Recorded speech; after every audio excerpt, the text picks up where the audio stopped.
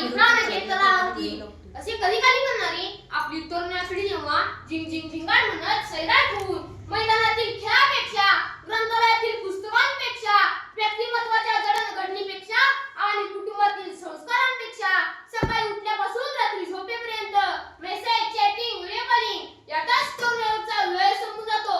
अशा वेळी शिवाजी संभाजी तानाजी यांसारख्या ऐतिहासिक कसा सांगणारी आपली तरुण पिढी जेव्हा 3G 4G 5G म्हणत पबजी सारख्या गेम मध्ये आपला जीव गमावून बसतात त्याच वेळी व्यासपीठाला विषय मिळतो मोबाईल शाप की वरदान, मोबाईल शाप की वरदान. मित्रांनो, वडीलधारी माणसे म्हणतात की कोणत्याही नाण्याला दोन बाजू असतात. त्याप्रमाणे मी इंस्टाग्रामवर स्टोरी अपलोड केली होती.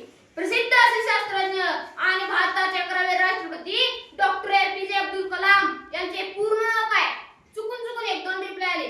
पण त्याच वेळी 13 मे 2021 रोजी रिलीज झालेल्या राज मूवीचा ऍक्टर कोण? हा मेसेज पडताच डोळ्याची पापणी झपवण्यापूर्वी दनादन रिप्लाय लागले. या वाटेवर मला तुम्हाला हे मुळीच सांगण्याची गरज नाही की आजचा तरुण युवक मोबाईलचा वापर किती प्रमाणात चांगल्या आणि वाईट गोष्टींसाठी करत आहे. जो आंखें कभी तरसती थी किताबों के लफ्ज पढ़ने के लिए, जो आंखें कभी तरसती थी किताबों के लफ्ज पढ़ने के लिए, वही आंखें आज व्यस्त है 4x4 इंच मोबाइल के स्क्रीन पे. वही आंखें आज व्यस्त है 4x4 इंच मोबाइल के स्क्रीन पे. मित्रांनो, एक तरुण युवक घरामध्ये जेवण करत बसला होता. त्याच्या हातामध्ये मोबाईल होता. त्याच्या शेजारी त्याची आई बसलेली होती. त्याची आई त्याला म्हणाली, बाळा तुझ्या ताटातली भाजी संपली आहे, तुला भाजी वाढू का?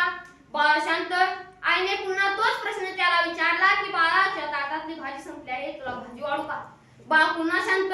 त्याच वेळी शेजारी बसलेली ताई म्हणाली की आई दादा सध्या मोबाईल मध्ये व्यस्त आहे, मी त्याला व्हॉट्सअपवर मेसेज टाकते की दादा तुझ्या ताटातली भाजी संपली आहे, तुला भाजी वाढू का? मित्रांनो, असा आहे मोबाईल. आज मोबाईलचा सिम कार्ड माणसाचं हृदय झाला आहे. मोबाईलचा मेमरी कार्ड माणसाचा मेंदू झाला आहे. मोबाईलचा कॅमेरा माणसाचे डोळे झाले आहेत. मोबाईलचा स्पीकर माणसाचे तोंड झाले आहे व मोबाईलचा इंटरनेट माणसाच्या रक्तवाहिन्या झाला आहे आणि मोबाईलचा व्हॉट्सअप माणसाचा ब्लड डोनर झाला आहे. मित्रांनो, ज्या तरुण युवकाच्या हातामध्ये भविष्याची सूत्रे येणार आहे अशा तरुण युवकाचा आज दिवसाचे टार्गेट असतं फक्त आणि फक्त 1.5 GB डाटा संपवणं.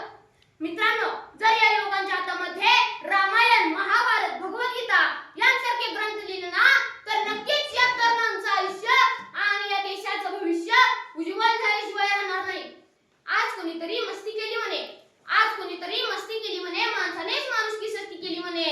सावध वागा ज्वारीच्या दाण्यांनो, इथे बुजगाण्यानेच पाखरांशी दोस्ती केली म्हणे, ते बुजगाण्यानेच पाखरांशी दोस्ती केली म्हणे. ज्या ड्युट्याला समाजातील लोकांसोबत बोलताना हुकाचू करता येत नाही, आज त्या ड्युट्याला मोबाईल मध्ये व्हॉट्सअप, फेसबुक, इंस्टाग्राम ओपन करून दाखवू कशी दनादन चॅटिंग करतोय. सांगण्याचा उद्देश हाच की मोबाईल सारख्या व्यस्तमुळे माणसापासून दुरावत चाललाय. आणि हो, या कोरोनाच्या काळामध्ये संपूर्ण विश्व हे एका ठिकाणी शिरलं होतं. अशा परिस्थितीमध्ये माझ्याकडे मोबाईल नाही म्हणून अनेक विद्यार्थ्यांनी आत्महत्या केली होती. त्याच वेळी माझ्या मनामध्ये प्रश्न निर्माण झाला की विश्व भ्रमंती करणारे स्वामी विवेकानंद आणि भारतीय राज्यघटनेचे शिल्पकार डॉक्टर बाबासाहेब आंबेडकर यांच्या काळामध्ये कोणत्या कंपनीचा मोबाईल होता?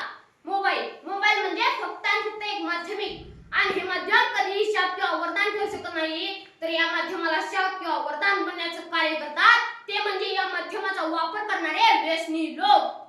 आणि हो, या कोरोनाच्या काळामध्ये जेवणापासून औषधापर्यंत, शिक्षणापासून व्यापारापर्यंत प्रत्येक गोष्टीमध्ये मोबाईलची भूमिका ही अत्यंत महत्त्वाची होती. पण खूप दुर्दैवाची बाब आहे, आपण ज्या कर्मभूमीवर वास करतो त्या कर्मभूमीवरचे फक्त आणि फक्त 20% लोक हे मोबाईलचा वापर चांगल्या गोष्टींसाठी करतात. जाता इतकेच सांगू इच्छितो जग किती ऍडव्हान्स झालंय. मोबाईलचं नेट सारच फॉरवर्ड झालंय. सकाळी उठल्यापासून रात्री झोपेपर्यंत आयुष्य आता कॉपी पेस्ट झालंय. सोशल नेटवर्किंग मध्येच वावरणं झालंय. आभासी दुनियेत जगणं झालंय. ना घर परिवार ना मित्र समुदाय, आयुष्य आता ऑनलाईन झालंय. जग 21व्या शतकात जग किती बदललंय. 21